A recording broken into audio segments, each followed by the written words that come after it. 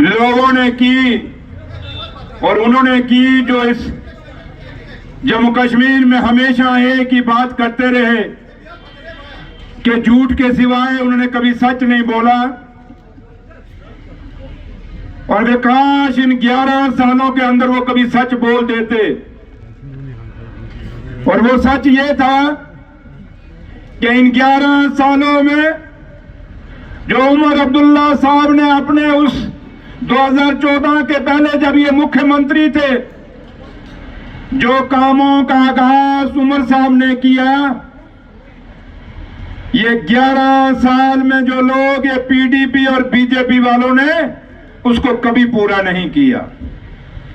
आज जब हम इस रोड का वाइडनिंग का अपग्रेडेशन की वाइडनिंग का नींव पत्थर मेरे कायद और जम्मू कश्मीर के मुख्यमंत्री जनाब उमर अब्दुल्ला साहब ने रखा है, तो उन नालायकों को हम शाबाश देते हैं। शाबाश है, कोई काम आपने नहीं किया।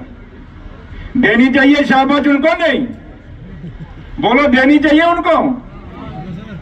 नालायकों के लिए वो नालायक जिन्होंने वादे बहुत किए, और आज जब उमर अब्दुल्ला सरकार को यहां पे 1 साल पूरा हुआ है और हमें आप लोगों ने जिता के पूरे 5 साल के लिए भेजा है, और जब 5 साल के लिए आपने जब हमें जिता के भेजा है, तो हमारा हिसाब किताब 5 साल बाद होना चाहिए या 1 साल बाद होना चाहिए? आप लोग बोलिए, कहां होना चाहिए?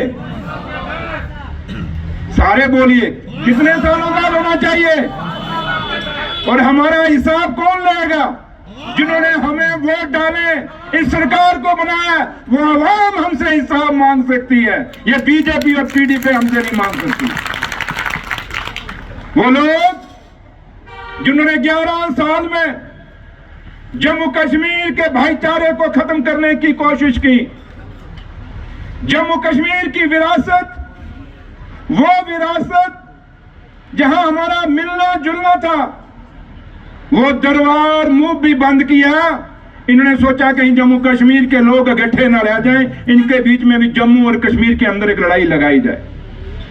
और आज इस मंच से मैं अपने कायद और जम्मू कश्मीर के मुख्यमंत्री जनाब उमर अब्दुल्ला साहब को और मेरे कायद सानी डॉक्टर फारूक अब्दुल्ला साहब को मुबारकबाद देता हूं कि आज दरबार में दोबारा से शुरू हो गया। अब दरबार दोबारा से जम्मू जाएगा और वापस कश्मीर आएगा। ये दरबार मुख खाली एक रवायत नहीं, ये मेरे बुजुर्गों की विरासत थी, जिस विरासत के अंदर हमारा मिलना गिलना होता था। कश्मीर के लोग जम्मू जाते थे और जम्मू के कश्मीर आते थे, और इसी मिलने गिलने के अंदर हमारा प्यार बढ़ता था, हमारे रिश्ते नाते बढ़ते थे।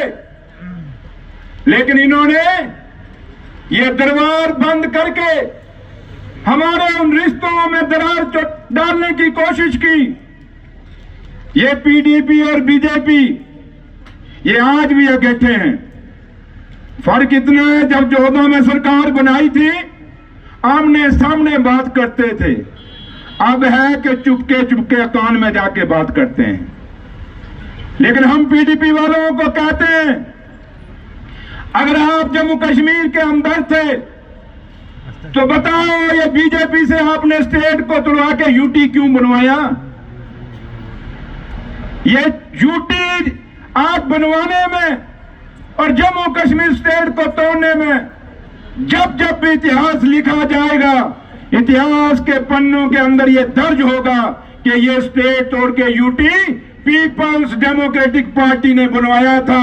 अगर बीजेपी की यहां हुकूमत ना होती तो आज ये हमारा स्टेट ना टूटता। क्या ये सच्चाई है या नहीं है? आप बोलते ही नहीं हो। मैं कल फिर बोलते क्यों? सो भी जाते हो क्या? जगाना पड़ता है आपको। और जो कौम जागे ना, शेर कश्मीर भी बोला करते थे, कौमें वही तरक्की करती हैं जो जागती हैं और हौसले बुलंद होते हैं। आपके में अंदर ये बात होनी चाहिए, जागना भी है, होश में भी रहना है और खबरदार भी रहना है।